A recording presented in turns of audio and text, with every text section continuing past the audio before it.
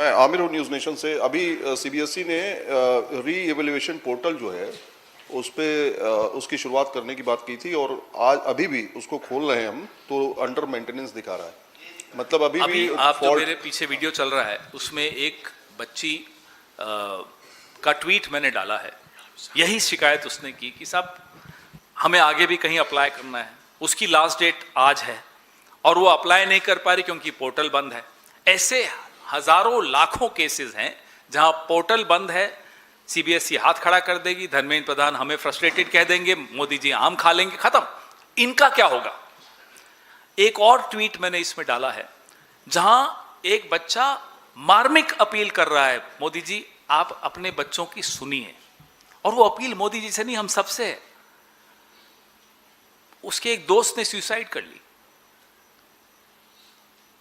नौजवान, इतना दुखी नौजवान हमने नहीं देखा इस देश में कभी भी। हम सब उस दौर से गुजरे हैं जब प्रेशर बहुत होता है, लड़के लड़कियों दोनों पर प्रेशर होता है। एक उम्र की दहलीज पार करके हम टीनेज खत्म करके 20 की उम्र में आ रहे हैं, 19 की उम्र में आ रहे हैं, 21 की उम्र में आ रहे हैं। वैसे ही प्रेशर बहुत होते हैं, समाज के प्रेशर बहुत होते हैं, परिवार के प्रेशर बहुत होते हैं।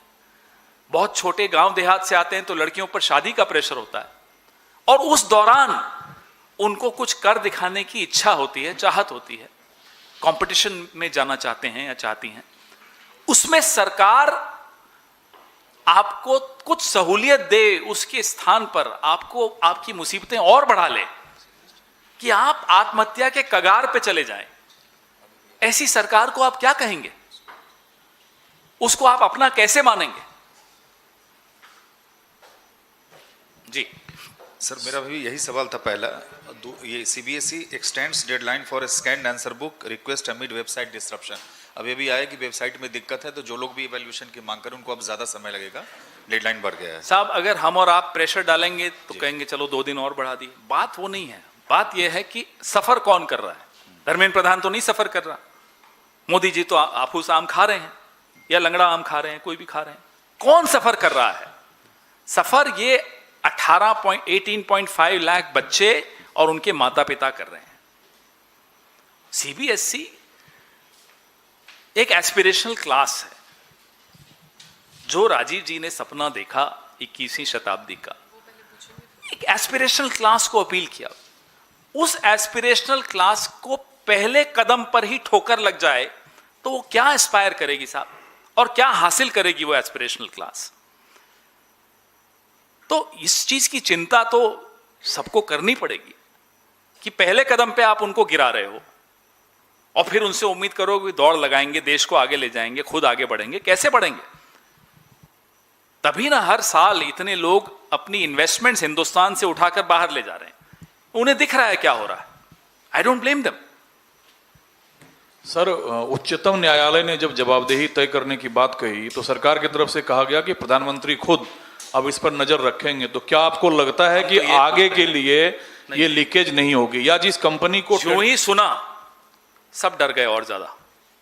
ये तो धमकी थी कि प्रधानमंत्री खुद निगरानी कर, भाई साहब बख्श दो।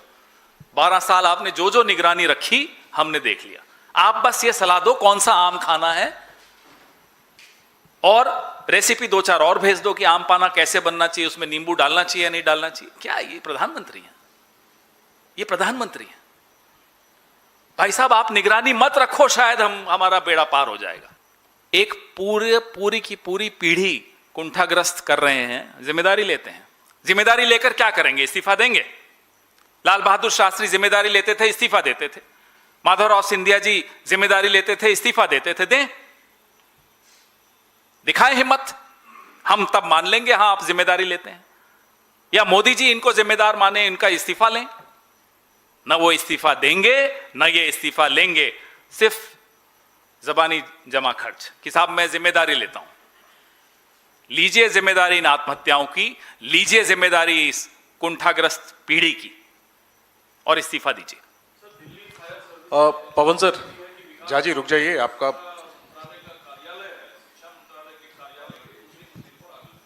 मैंने तो प्रेस वार्ता शुरू करते ही बताया आपको कि साहब आग लगी है। क्या जो सवाल हम पूछ रहे हैं उनके जवाब उसमें झुलस जाएंगे? यही हम जानना चाहते हैं।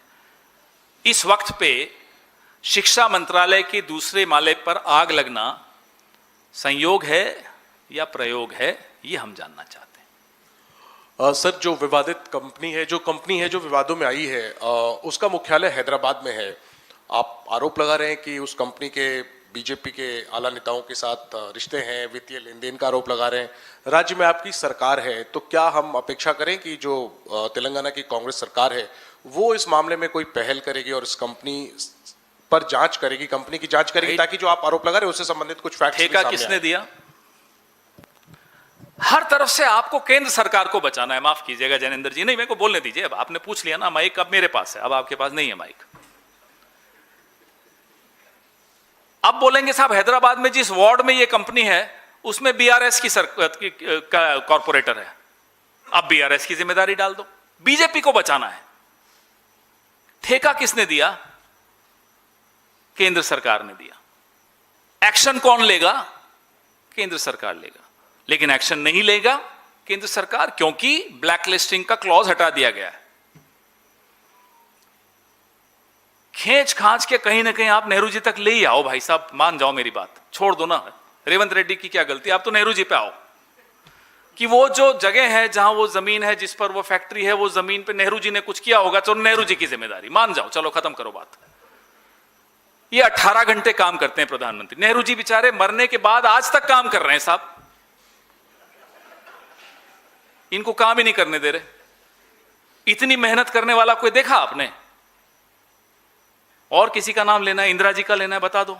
राजीव जी, नरसिम्हा राव जी, अरे नरसिम्हा राव जी तो हैदराबाद के थे, आंध्रा के थे, तेलंगाना के थे, बताओ जी, उनकी गलती होगी।